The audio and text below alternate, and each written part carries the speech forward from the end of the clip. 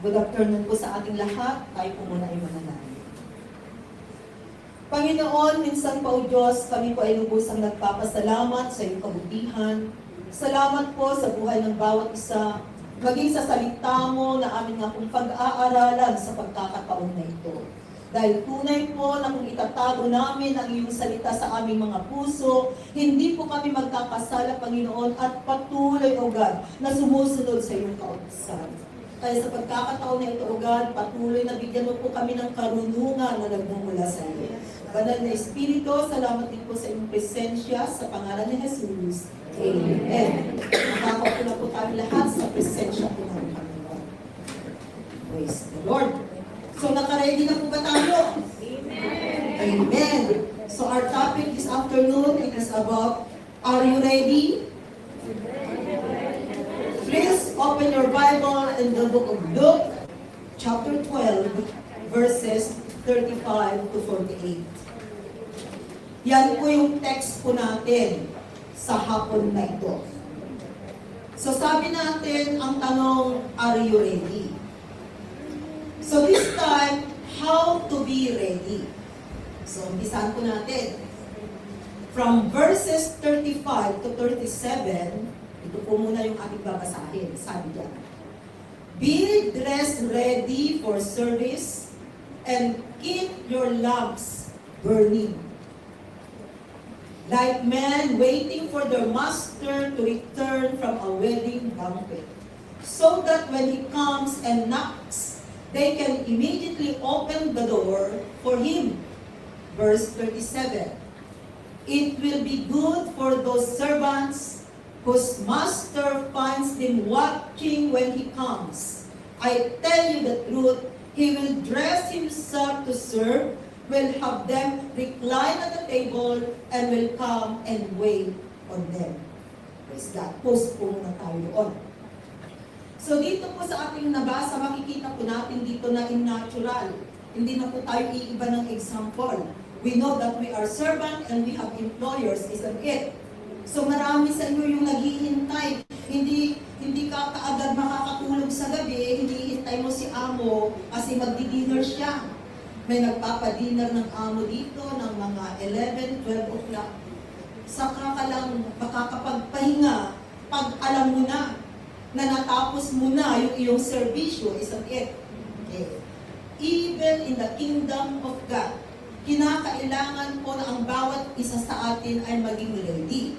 So how to be ready? Number 1 po natin from verses 35 to 37 is that be dressed ready for service. Ito po. Maging ready po tayo. Sabi yan, be dressed ready for service. Yan yung una na gagawin natin. So paano ba tayo, sabi yan, magiging dressed ready for service? Letter A, examine yourself. Examine yourself. Tingnan natin ang sarili natin. Kailangan po ang self-examination. Hindi yung katabi mo, yung tinitingnan mo, kundi ibalik mo sa sarili mo. No? Huwag na tayo magturo kung sino-sino. Ang ituro natin ay ang sarili natin. So sabi yan, examine yourself. Lamentations 3 verse 40. Sabi sa kanyang salita, and Lamentations 3 verse 40, let us examine our ways and test them, and let us return to the Lord. So napakahalaga po na tinitingnan natin, ini-examine natin yung ating sarili. Baka mamaya kapatid, lumampas ka na o di kaya may kulang. So kinakailangan po natin, sabi, magbalik loob lamang sa Panginoon. Yun po yung susi dito. Marami po tayong kahinaan. Maraming mga bagay-bagay na nagagawa tayong hindi tama minsan sa Panginoon. Although nandun yung desire natin na maglingkod sa Kanya. Pero the more na gusto nating maglingkod sa Kanya, the more naman na parang may humihila sa atin na pabalik. Isn't it? Not only us, but even Apostle Paul, he experienced it. Kaya na we need to work out our salvation with fear and trembling. Na kahit na sino man o ano man yung humihila sa atin, still pa rin na babalik at babalik tayo sa Panginoon. So may pag-asa sa sabi diyan, and let us return to the Lord. Kaya tingnan natin, meron ba tayong pagkukulang na ginagawa sa Panginoon? Ibalik natin.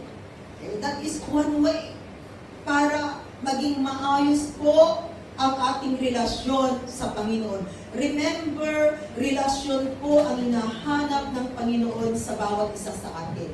Hindi tayo maililigtas ng religion. Kaya this time, wala po tayong religion, pero meron tayong tamang relasyon sa Panginoon. Sabi rin din doon sa 2 Corinthians 13 verse 5. Ayan. 2 Corinthians 13 verse 5, examine yourselves to see whether you are in the faith. Andun pa rin ba yung pananalig, pananampalataya natin sa Panginoon? Test yourselves, sabi diyan. Do you not realize that Christ Jesus is in you? Unless, of course, you fail the test. Mga kapatid, no? Siguraduhin po natin na ang buhay natin, remember, since the time that we have Jesus Christ in our life, we need to live by faith and not by sight anymore. Every time by faith. Lahat ng ginagawa natin, i-apply po natin yung faith, yung pananalig, pananampalataya natin sa Panginoon. Without faith, it is impossible to please God. So nandun po na nag-a-upgrade din po yung faith natin sa Panginoon. Just like today. Dahil ang nangyayari po sa atin ngayon, as we listen to the Word of God, our faith grow, our faith increase. Faith comes from hearing and hearing the Word of God. So napakaganda po. Although today is Cordillera. Baka wala yung katabi mo dahil nandoon. Ang init-init doon. Diba, Cordillera Day ngayon. So, napakainit po sa labas. Mas magandang sa presensya na lamang ng Panginoon at tayo po ay makakapakinig sa Kanyang salita. Amen. Amen. Yan. So yung faith po natin, tingnan natin mga kapatid, na lumalago yung ating pananalig at pananampalataya sa Panginoon. Psalm 139 verses 23 to 24. Sabi niya ulit, search me, O God, and know my heart. Dahil ang Panginoon lamang po ang nakakaalam kung anong klaseng puso meron tayo. Remember, God is looking for the heart. Hindi po sa outward appearance, kundi ang Diyos, tinitingnan po niya ang puso ng bawat isa sa atin. So panatilihin po natin to have that clean heart, that humble heart. So sabi diyan, and know my heart. Test me and know my anxious thoughts. Verse 23.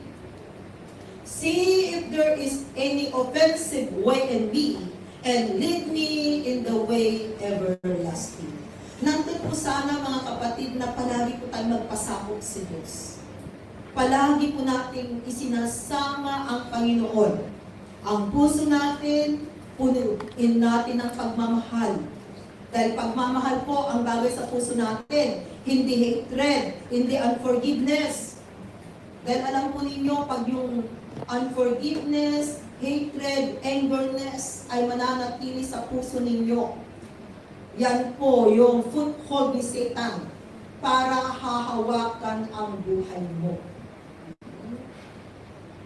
Kaya tingnan po natin mga kapatid, dahil tunay po na ang kaaway natin sa mundong ito, si Satan, he is there deceiving.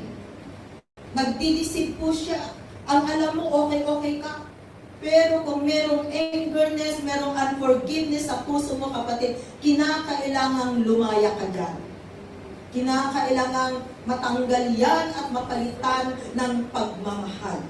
Remember, ang kailangang nasa puso natin, dyan ang tirahan ng Espiritu ng Diyos. Kaya kung nabibigatan po kayo, just call God. Hayaan ninyo na ang Panginoon ang siyang mag-take control of your life. Dahil kung nandun po yung obedience natin sa Panginoon, yung submission natin na talagang gusto natin, na siya ang maghari sa buhay natin, wala pong magagawa ang demonyo. Just like our experience last Sunday, Monday. during the water baptism. Talagang lumayas si demonyo. May satanas po last Monday. Pero umalis siya. At pag umaalis yan, kasi ang espiritong yan, nanlilisik ang mata. Unforgiveness. Galit na galit. Hindi niya mabigkas ang Jesus. But it's good because for that person, gusto talaga niyang makalaya. Kasi nabibigatan siya.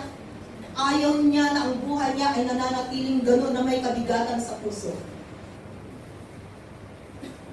So, nag-obey siya sa Panginoon. Nagpasubmit ng water baptism. Tunay nga, nakamtan niya ang kalayaan. Yun yung simula, but she need to go on. Kaya sabi namin sa kanya, magpatuloy ka. Although, nakita mo kung ano ang kapangyarihan ng Panginoon, na tunay lumalayas po ang masamang espiritu. This afternoon, I think the Tagalog group, we have five candidates for water baptism.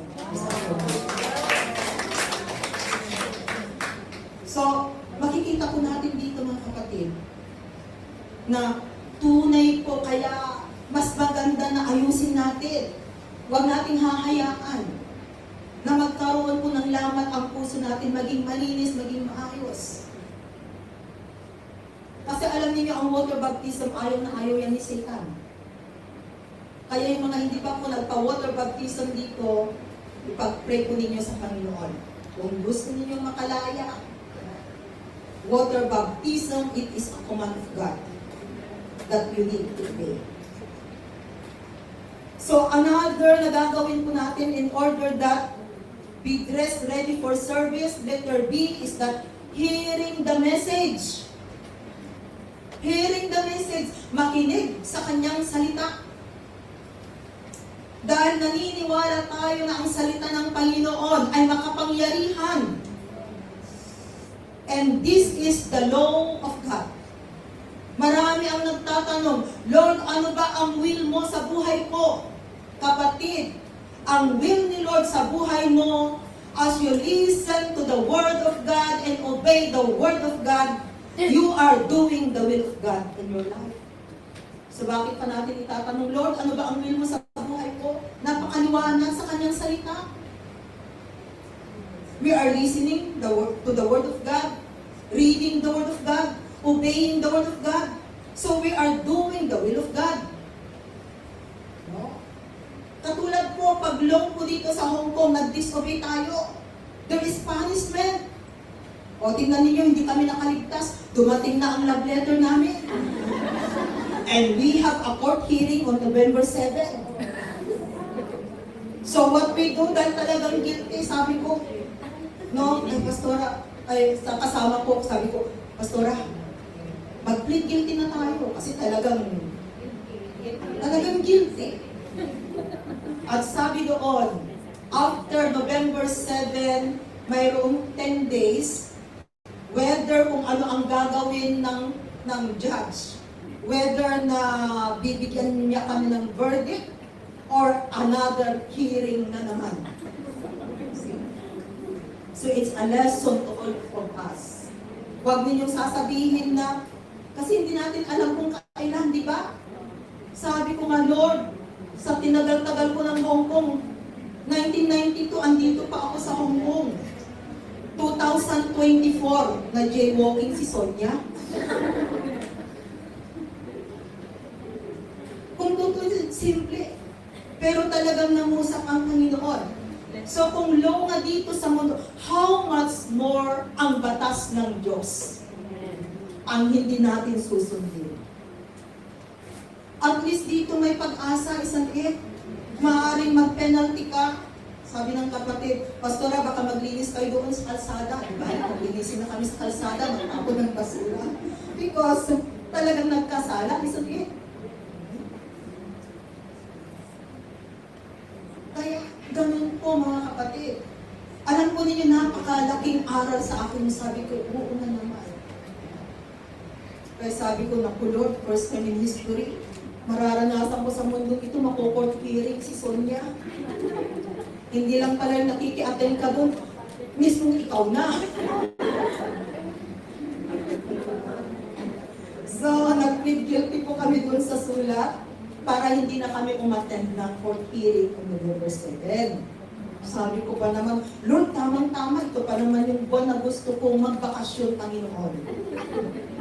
Kasi nandun, di ba may plano tayo? Pero pinagkakatiwala sa Panginoon. Okay?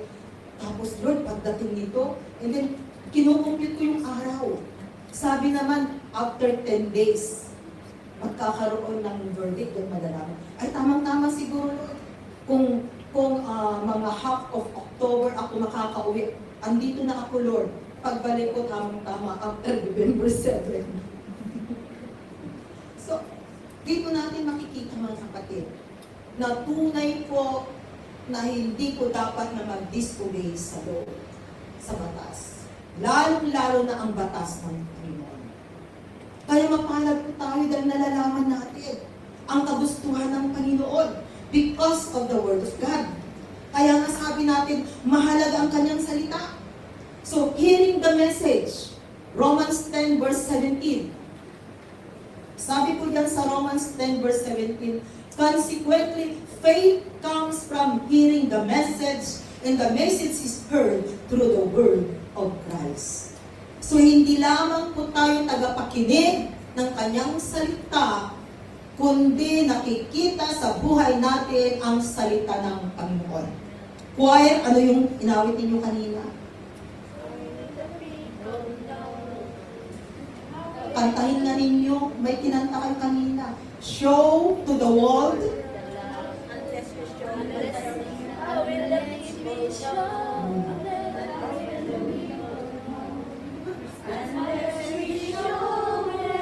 Unless we show them. That is true. Hindi lamang po yung inaawit natin, kundi talagang nakikita sa buhay natin. Kasi nga ang faith na meron tayo, we need to put it in action. Isinasagawa natin. So sabihin mo dyan sa katabi mo, huwag ka lamang tagapakinig ng salita ng Panginoon. Huwag lamang tagapakinig, kundi we will put it in action. Para hindi ko nasasayang mga kapatid, yung every time na day off natin, nasa tahanan tayo ng Panginoon, dapat makita. Para hindi nasasayang, praise the Lord. Okay, another, be dressed ready for service, letter C natin is that, hide the word of God in your heart. Itago. Kanina pakinggan, and then now, hide the word of God in your heart. So, itatago natin ang salita ng Diyos sa ating puso. Kaya masabi ko kanina, hindi galit, hindi mga masasamang mga bagay ang nakalagay sa puso, kundi ang itatago ay ang kanyang salita. Psalm 119, verses 9 to 11. Ang sabi niya, how can a young man keep his way pure? By living according to your word. Verse 10, I seek you with all my heart. Do not let me stray from your commands. And verse 11, isali po natin ito sa mga memory verses po. I have hidden your word in my heart that I might not sin against you. Dahil tunay po makapangyarihan ng salita ng Panginoon na kung yan po ay nandyan sa puso natin. Pagkailangan natin ang encouragement, kailangan po natin ang guidance. Did you know that the Word of God na naitago sa puso, ang nangyayari yan, katulad yan ng text na nagno-notify. Merong notification. Eh kung walang salita ng Panginoon na nakatago sa puso, sige nga, ano po ang ipaparind ng Holy Spirit? Wala. Kaya mahalaga na ang salita niya nakatago sa puso. In times na kailangan natin, bigla na lamang po, parang text yan na notify. Lumalabas. Oh. Because nandun na. Kaya napakalaga po ng salita ng Panginoon. Psalm 119 verse 105. Mga memory verse natin dapat ang mga ito mga kapatid. Your word is a lamp to my feet and a light for my path. Ganyan po ang ginagawa ng salita ng Panginoon. So kapag sinasabi natin na tayo ay mananampalataya, kakambal ng buhay natin ang salita ng Diyos. And letter D, being watchful and prayerful. So being watchful and prayerful. Maging watchful po tayo, prayerful. Kumusta na ang ating prayer life? Napakahalaga po ng prayer. I-revive po natin ang ating prayer. If possible, maghanap kayo ng prayer partners ninyo. Sino po ang may mga prayer partners dito? Pakitaas ang kamay. How about the others? Maghanap kayo in your ministry. In your ministry, dapat po merong prayer partners. Why not start it? Dati namang ginagawa ng free believers. And every ministry, merong prayer partners. Hindi na ba natin ginagawa as of now? Mahalaga po. Especially now, may mga cellphone tayo. Na kung saan, kung may available time tayo after work, pwede kayo magtawagan ngayon. No? And agree with one another because prayer is very, very important, mga kapatid. Marami pong ginagawa ang prayer. Kaya kung wala kayong prayer partners, maghanap kayo. Kung wala sa ministry, may friend ka ba? Pero be sure ang mananampalataya. Maging prayer partner mo. And in that prayer, talagang makikita mo. Kasi there are times na hindi po tayo palaging malakas isang it. Dumarating yung time na nangihina tayo. And we need someone. Kasi mararamdaman mo eh. If there is someone who is praying for you, nalilip up ka. Kahit na minsan hindi ka nag-pray. Pero makikita mo na, Lord, salamat. Kahit na hindi ako nag-pray, Lord, but I know, I can feel your presence. Hindi mo pala alam, merong nag-pray para sa iyo. Kaya mahalaga po, meron tayong prayer partners. Colossians 4 verse 2. Devote yourselves to prayer, being watchful and thankful. So be a woman and man of prayer. Napakarami po nating dapat ipag-pray, mga kapatid. Dapat meron tayong prayer notebook na kung saan talagang nakasulat doon yung mga specific na prayers natin. And then pag sinagot ni Lord, check ka lang ng check. In times na nadi-discourage ka, just look at your notes. How God answer your prayers. And you will be encouraged. Kaya, mga kapatid, prayer is very, very powerful. And that is the oxygen of a believer. Oxygen natin yon. Kaya kung prayerless ka, ang katulad mo ay isang pasyenteng naghihingalo. Kaya tingnan po natin ang ating prayer life. Okay. Verses 38 to 40. Let's go back to our text. Sabi po dyan sa verses 38 to 40, it will be good for those servants whose master finds them ready. Even if it comes in the second or third watch of the night. But understand this, if the owner of the house had known at what hour the thief was coming, he would not have let his house be broken into. Verse 40. You also must be ready, because the Son of Man will come at an hour when you do not expect Him. Ganyan po ang pagdating ng Panginoon. And remember, we are already living in the end time. Palagi yan na nababanggit. Kasi kung inyo pong titingnan, yun pong dreams ni King Nebuchadnezzar about a statue. It accomplished already the dreams of King Nebuchadnezzar. No? The first kingdom, which is the Babylonian kingdom, the second kingdom, the Medo and Persian, the third kingdom, the Greek kingdom, the fourth kingdom is the Roman kingdom.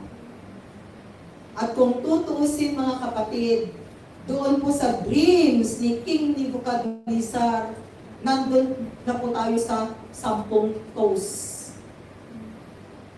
The feet already, nandun na. Kaya palaging sinasabi, we are already at the end times. And here comes the fifth kingdom, is the kingdom of God. And it was accomplished. Yun na lamang, nasa dulo na. Ang hindi pa na-accomplish sa dreams ni King Nebuchadnezzar about the statue. Kaya malapit na. Baka sa kapanahunan natin, bukas makalawa, rapture na. At ang pagdating ng Panginoon, sabi niya, ay katulad ng magnanakaw. Ang magnanakaw po, hindi nagpapaalam. Hindi niya sinasabi, mamayang gabi, Silvia, no, nanakawan ko ang bahay mo. Hindi niya yan sasabihin anytime. Ganun inihalin tulad ang pagbabalik ng ating Panginoon. At ang events na hinihintay natin right now, the event that we are waiting for, is the event of rapture. Rapture na kung saan lilipad po ang mga mananampalataya.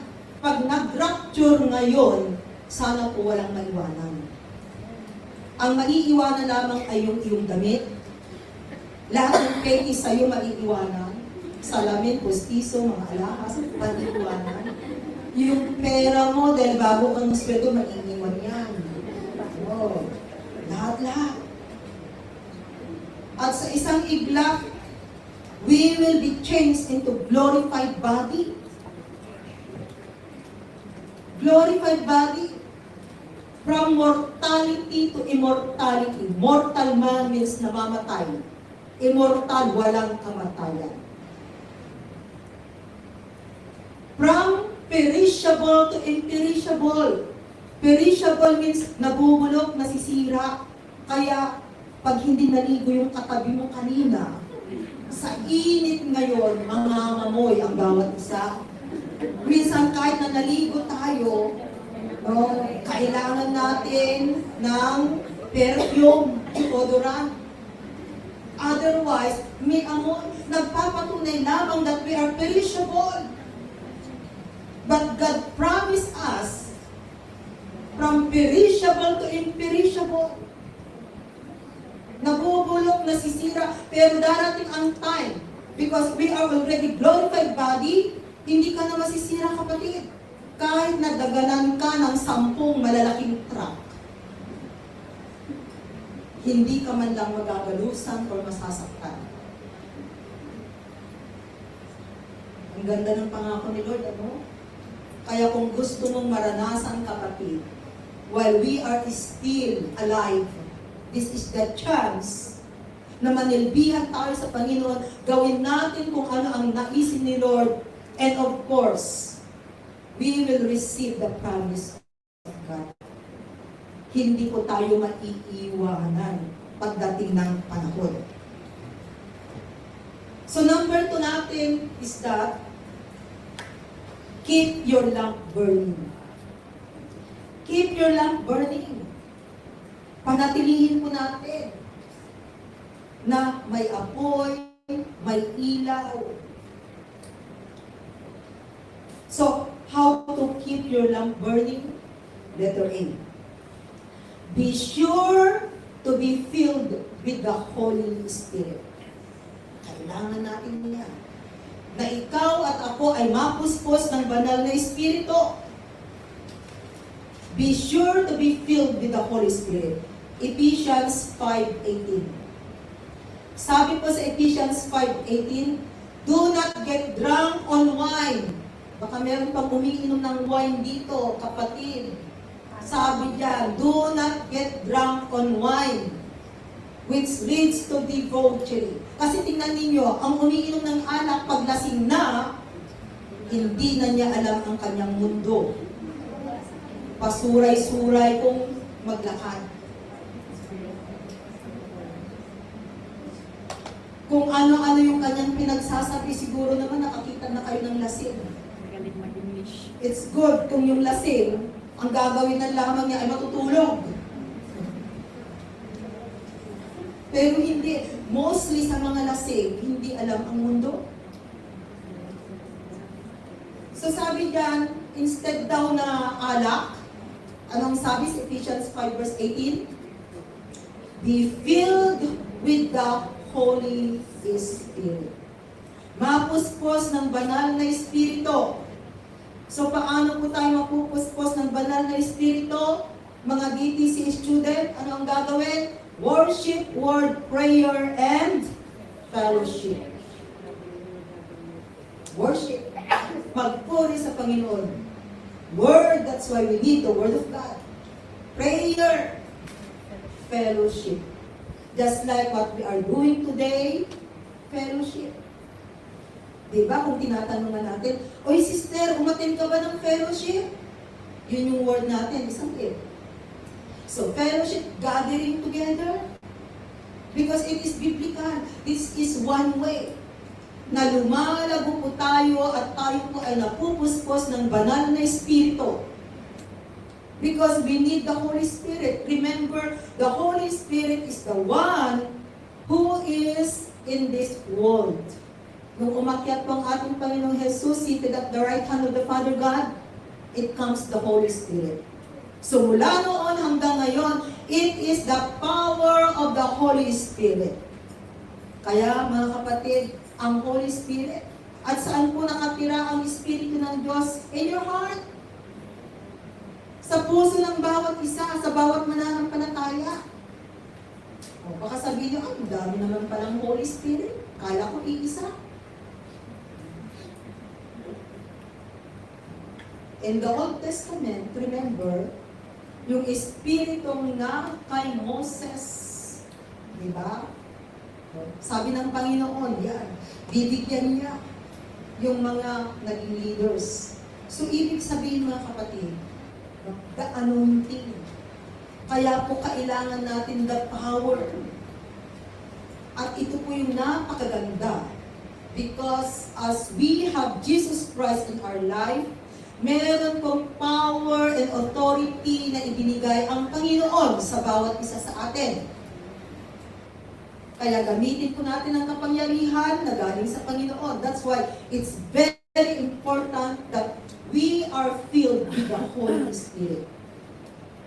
Kasi kung hindi po tayo mapuspos ng banal na Espiritu, kapatid, takot kang magpalayas ng demonyo. But if you are filled with the Holy Spirit, wala kang dapat katakutan. Because you have power and authority. Acts chapter 2, verses 3 to 4. Sabi ulit yan. They saw what seemed to be tongues of fire that separated and came to rest on each of them. All of them were filled with the Holy Spirit and began to speak in other tongues as the Spirit enabled them. So yung mga napuspos ng banal na Espiritu, they can speak in new tongues. So speaking in tongue is gift of the Holy Spirit, and it is the easiest gift that a believers can receive. Nakakapag-speaking of tongue na po ba tayong lahat? Kung meron pa po sa atin ang wala pa pong gift of speaking in tongue, you ask God. And God is able to give it unto you. Dahil ang speaking in tongue na ito mga kapatid, very powerful and useful gift. It is for edification and we can use it as a prayer language. Kaya yung mga nakakapag-speaking in tongue, use it. Pag you are discouraged or nadi-distress ka, hindi mo alam kung ano ang buhay mo, nalulumbay ka, nalulungkot ka, speak in tongue. And you will be edified. Okay. Acts 19 verses 5 to 6. Sabi po dyan sa Acts 19 verses 5 to 6, on hearing this, they were baptized into the name of the Lord Jesus.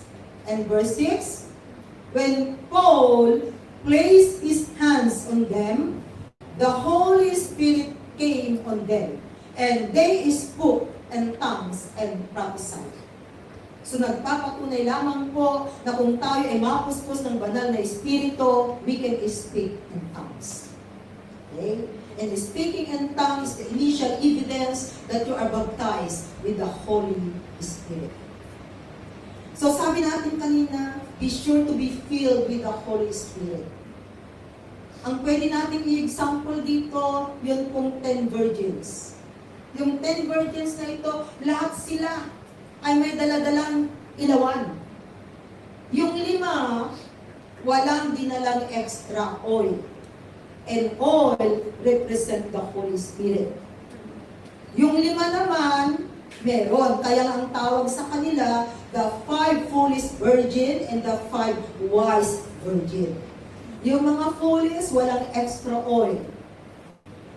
Yung mga wise, merong extra oil.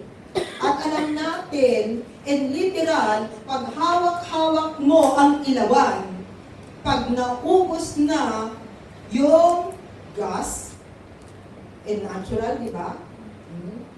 Naubos yung oil, mamamatay siya. Hindi na siya iilaw. Kinakailangan lagyan mo ulit. Isn't it? Eh kung hindi ka nagdala, anong ilalagay mo? Samantalang yung wise, they have extra oil. Habang hinihintay nila ang pagdating ng groom. Ganon din po ang buhay natin mga kapatid.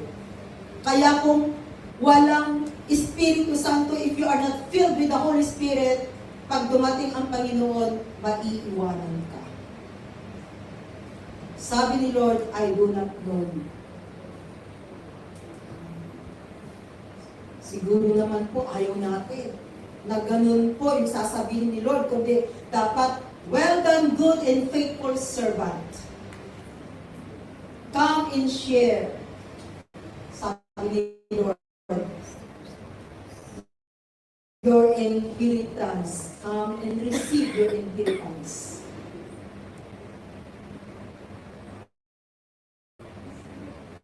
Another keep on burning, letter B. Let your light shine.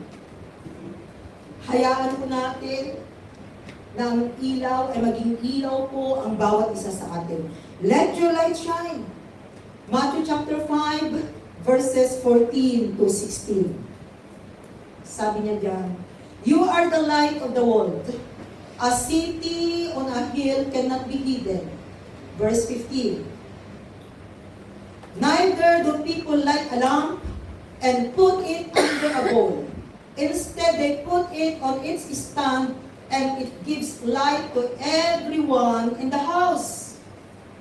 Di ba pag nagsindi ka ng ilawan, hindi mo siya ilalagay sa aparador? O di kaya ilalagay doon sa under the table? Kundi ilalagay mo doon sa lugar na alam mo ay talagang mag-iilaw siya, maiilawan niya ang lugar. Hindi mo siya itatago. So, ganun din po sabi niya dyan. In the same way, let your light shine before men, that they may see your good deeds and praise your Father in heaven. So, yan po ang sabi ng Panginoon. Let your light shine. Na ang bawat isa sa atin ay maging ilaw already in the kingdom of light. Mga kapatid, may liwanag na po ang buhay. At ikaw ngayon ay isa ng ilawan na kinakailangang magningning. Kaya pag nakikita po nila tayo, nakikita nila si Kristo. Hindi yung dating ugali natin ang nakikita nila. Kundi nakikita nila na may pagbabago. So maging ilaw po ang bawat isa sa atin. May pagbabago sa attitudes, behavior, character. Alam po ba ninyo kung saan po tayo palaging bagsak minsan? With regards to our behavior, with regards to our attitude, characters. Kaya kung hindi po tayo magiging alerto, ang tingin ng tao sa atin, siya rin, walang ipinagkaiba sa mundo. Dapat nakikita po ang pagkakaiba between those people na hindi nag-church at saka yung mga taong pumupunta sa church na nakikinig ng salita ng Panginoon. Dahil kung wala pong makitang pagkakaiba, kapatid, sayang. Nasaan kaya yung mga salitang napapakinggan natin? Walang action. May faith nga, pero faithless. Hindi po ganoon ang nais ni Lord. Ang nais ni Lord, faith with action. Kaya yun po yung ginagawa natin. Faith with action, hindi lamang tagapakinig, kundi maging ilaw sa mundong ito. Ilaw. Para sa ganun, pag umuwi ka sa Pilipinas, pag hindi pa po believers ang iyong family, they may come to know God. Mag-evangelize sa kapamilya. Yung mga nag-DTC, i-apply po na ninyo yung mga pinag-aaralan ninyo. The strategies of evangelism, you can apply it in your family. The feeding ministry. You invite your relatives. Magpakain ka ng dinner time. Before napakainin mo sila, share first the Word of God. Kahit na walang pastor, nandyan ka naman. Kung tutuusin po, ang bawat isa sa atin, marami ng salita ng Diyos na napakinggan. Ang kulang sa atin, application. So, i-apply po natin. Na kung titingnan natin, no, yung mga matatagal na, actually, ang kahalintulad mo kapatid ay isang buntis. Hello? Alam natin yung itsura ng buntis? Hindi nanganganak. Kinakailangang manganak. Kasi tingnan ninyo, di ba pag may buntis, no, talagang sira ang figure. Gusto mo ba na palaging ganon? Even in spiritual. Mga buntis tayo na kinakailangan mga anak, kapatid. Sabihin mo niya sa tabi mo, dapat mga anak ka na.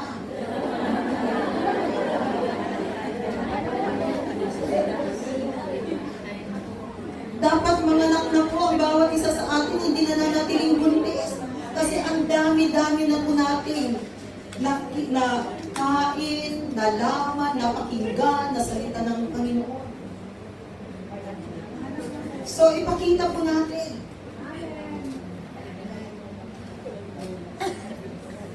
John chapter 8, verse 12. But if I do, 8:12. When Jesus spoke again to the people, he said, I am the light of the world. Whoever follows me will never walk in darkness, but will have the light of life. Kaya kung sinasabi po natin na may Jesus sa buhay, ibig sabihin, no, nasa atin ang liwanag, tanggap natin si Jesus. So from the kingdom of darkness, we are already in the kingdom of light. At meron na pong patutunguhan ang buhay ng bawat isa. Kaya ipakita po natin sa mundo na tayo pong mga Kristiyano ay maging ilaw sa mundo ito. In your employment house, lalo na pag alam ng employer na every holiday mo, nasa church ka. Kapatid, ipakita mo ngayon sa iyong mga alaga. Nakikita nila si Kristo. Kaya wag po kayong masyadong, kasi minsan, di ba, magagalitin sa alaga, lalo na pag yung alaga ay pasaway. You will have patience for them. Nandun po na ipakita na may Jesus na naghahari sa buhay. Maging sa mga employer ninyo, anumang klaseng ugali meron sila. Hindi yung pinapagalitan ka, ayaw mo nang ipag-pray si Amo. The more sana na ipag-pray mo siya.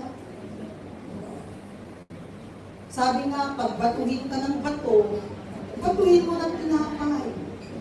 Just do good. Huwag kang magsawang maggumawa ng tama, ng kabutihan, because at the end of the day, you will harvest what you plant. Ephesians 5 verse 8. Sabi po dyan sa Ephesians 5 verse 8,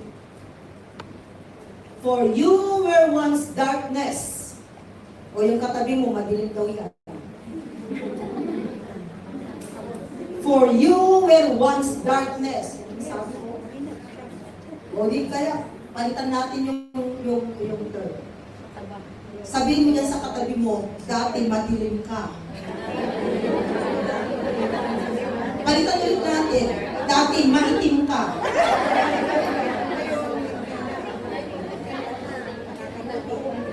Diba ayaw natin? Sasabihin nila, bakit mo naman sasabihin maitim ako? Pero sabi dyan, for you were once darkness, but now may pag-asa. You are light in the Lord. Kaya kung dating madilim ka, maitim ka, ngayon, maliwanag ka at nagniningning sa Panginoon. Kaya sabi niya, live as children of light. Mamuhay tayo, ipakita natin sa mundong ito na tayo po ay anak ng liwanag. Tingnan ninyo, ang anak ni demonyo, anong tawag sa kanila? Satanas. Anak ng kadiliman. Kadiliman na kasi liwanag, di ba? Pag sinabi sa'yo, uy, anak ka ng kadiliman, ibig sabihin, tatay mo si Satanas. Pero pag sinabi sa'yo na anak ka ng liwanag, ay anak ka ng Diyos. So live as children of light. Okay. Letter C. Letter C po natin doon sa number 2. How to keep your lamp burning. Letter C is that desire to serve God. Desire to serve God. Huwag po sanang mawawala yung desire natin na manilbihan sa Panginoon. Kahit na maraming testing, maraming problema, maraming trials na dumarating sa buhay. Pero andun pa rin po yung desire natin na maglingkod sa Kanya. Kahit na minsan tinatamad ka na, pero tanggalin ang katamaran. Kundi nandun pa rin na labanan siya. So desire to serve God. John 12 verse 26. Na ang sabi diyan, whoever serves me must follow me. And where I am, my servant also will be. My Father will honor the one who serves me. Kaya mga kapatid, hindi po nasasayang yung ating paninilbihan sa Panginoon. In your ministry, just do your part. Gawin po ninyo yung part po na ninyo in your ministry. Kung nandun ka sa prayer ministry, pray. Ano ba ang ministry? Prayer. So dapat tingnan po natin, Lord, ano ba ang pangangailangan ng church namin dito sa Hong Kong na kinakailangan ipag-pray? If you are in the evangelism ministry, nandun po sana yung desire natin na kahit man lang tracts, yung maibigay natin. Bago ka, pumunta sa church. O meron ka man lang masabihan ng Jesus loves you. Pag nasa Assurate Ministry, kilala mo man o hindi yung bumubungat, hello sister, good morning. Hello. Sa simpleng bagay po na ginagawa natin mga kapatid, dapat ang Diyos ang napupurihan, nakakapagbigay gloria sa Panginoon. Remember, bawat isa sa atin ay pwedeng gamitin ng Panginoon. At meron tayong pwedeng gawin para sa Panginoon. Marami pong talent ang bawat isa sa atin. You need to discover your talent. Baka alam mo kapatid, hanggang sa paggigitara ka lang. Yun pala, meron pang nakatago. So we need to discover. Tingnan natin. Baka meron pang mga gift na hindi mo pa na-discover in your life, kapatid. Romans 12 verse 11. Sabi dyan, never be lacking in zeal, but keep your spiritual fervor serving the Lord. Never be lacking in zeal.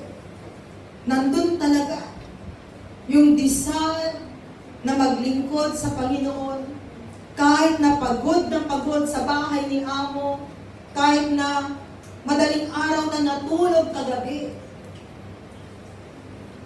Pero nandun pa rin na masayang pupunta sa tahanan niya. Hindi yung puyat ako kagabi, di ba? Day off ko naman bukas. Mamaya na lang ako magigising. Matutulog muna ako hanggang alas 10. Alam mo kapatid, gising ka na rin eh. Yung dating gising mo, kung nagigising ka ng 6 o'clock, gising ka na. Kaya lamang tamad kang bumangon. Bakit? Day off. Di ba ang day off natin para kay Lord? Eh bakit tayo ngayon tinatamad? Hello? Kaya tingnan natin, mga kapatid. And then minsan pang sasabihin natin, di ba si Lord? Alam naman niya. Nakakaunawa si Lord. Praise God. Dahil ang grace po ng Panginoon unlimited. Pero dapat po tingnan din natin yung desire natin na maglingkod sa Panginoon. Okay, number 3, verses 41 to 48. Sabi niya sa verses 41 to 48 in our text,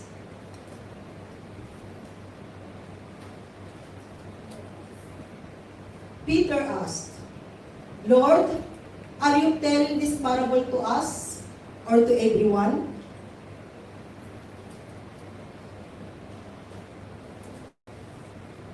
Parang iba. Okay.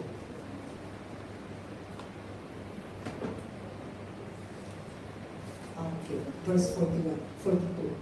The Lord answered, who then is the faithful and wise manager, whom the master puts in charge of his servants to give them their food allowance at the proper time?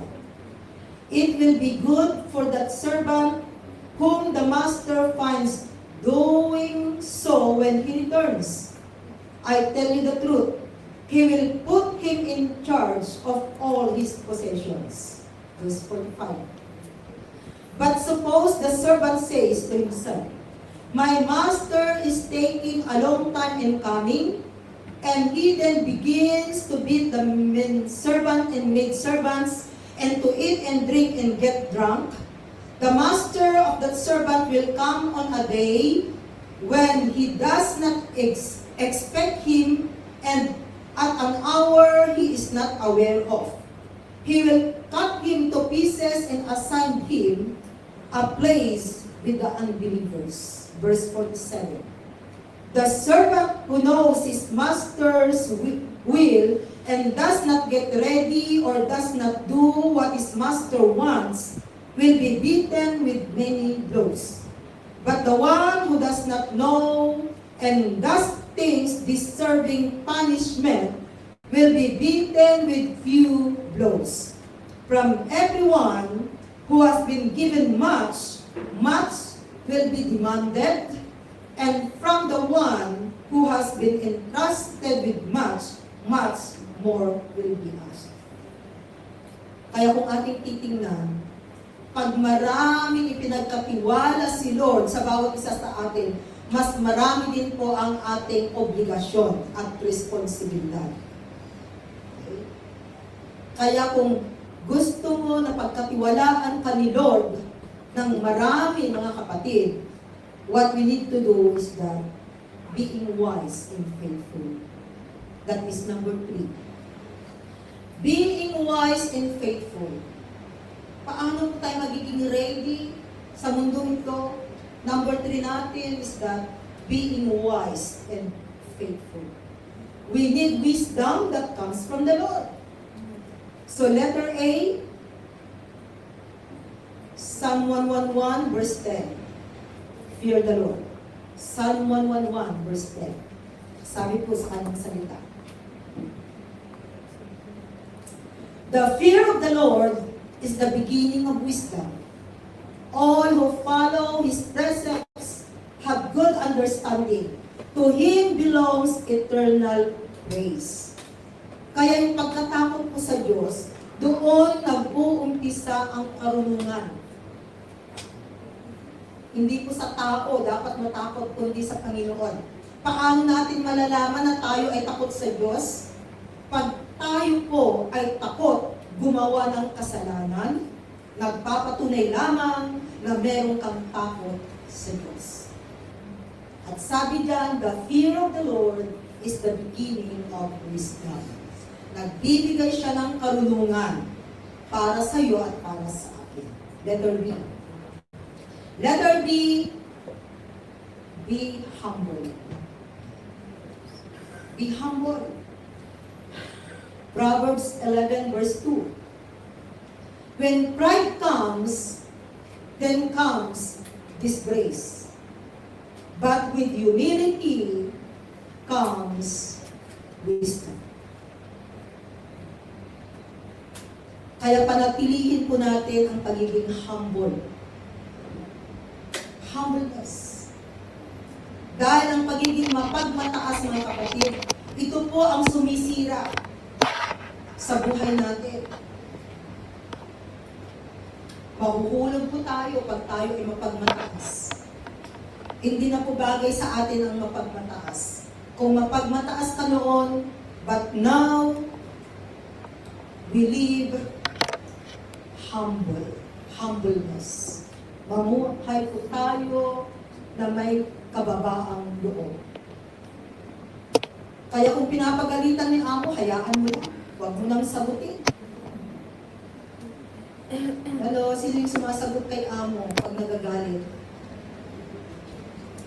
Kung kinakailangang sabihin din, no, sabihin mo, pero huwag mong ipagpilitan. Pag once na sinabi mo at ayaw tanggapin, it's okay, at least sinabi mo, isn't it? Meron pong kanya-kanyang panahon. There is a time to speak and a time to keep silent. Pag kinakailangan magsalita, di magsalita. Pero pag kinakailangan tumahimik ka na lang. So being humble. Letter C, malapit na tayo. Careful how you live. Mag-ingat po tayo sa ating buhay. Ephesians 5:15 to 17. Sabi diyan, be very careful then how you live, not as unwise, but as wise. Making the most of every opportunity because the days are evil. Therefore, do not foolish, but understand what the Lord's will is. Kaya mga kapatid, nung mamuhay po tayo, be careful. Mahilig na tayo magsabi ng be careful, di ba? Pag merong yung sa alaga natin, alaga, be careful. And even for us spiritually, mga kapatid, be careful how you live, kung paano po tayo mamuhay sa mundong ito. So alam po natin, nasabi dyan, mamuhay tayo being wise, not as unwise. To have wisdom. Because the fear of the Lord and the Word of God, it gives us wisdom. Kaya ang tao po na merong salita ng Diyos sa kanyang buhay, siya ay isang taong matalino. Tingnan mo yung katabi mo, matalino yan. Bakit siya nagiging matalino? Dahil meron siyang salita ng Panginoon sa kanyang buhay. Because the Word of God gives us wisdom. Nalalaman natin kung paano po yung pamamaraan ng Diyos na gagawin natin para tayo po ay maging kalugod-lugod sa kanyang harapan. And letter D, remain faithful. Remain faithful. Manatili kang tapat, kapatid. Nandun pa rin po yung katapatan natin sa Panginoon. Kasi ang Diyos, hindi po siya nagbabago. He is a faithful God. And even for you and for me, we can be faithful and our service to Him. Sabi doon sa 1 Timothy 1:12, sabi na sa kanyang salita in 1 Timothy 1:12,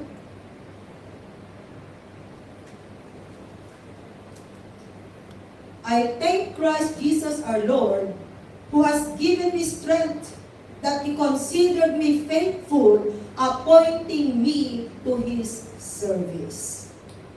Alam po ninyo, pinagkatiwalaan po ni Lord ang bawat isa sa atin. Hindi lamang po si Apostle Paul, but even for you and for me. Kasi kung hindi po tayo pinagkatiwalaan ng Panginoon, hindi po niya tayo bibigyan ng pagkakataon na manilbihan sa Kanya. Tatandaan mo yan, kapatid.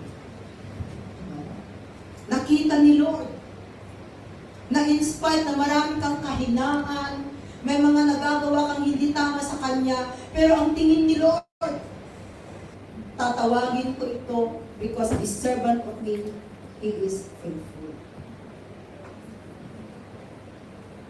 So pinagkatiwalaan ko tayo ng Panginoon.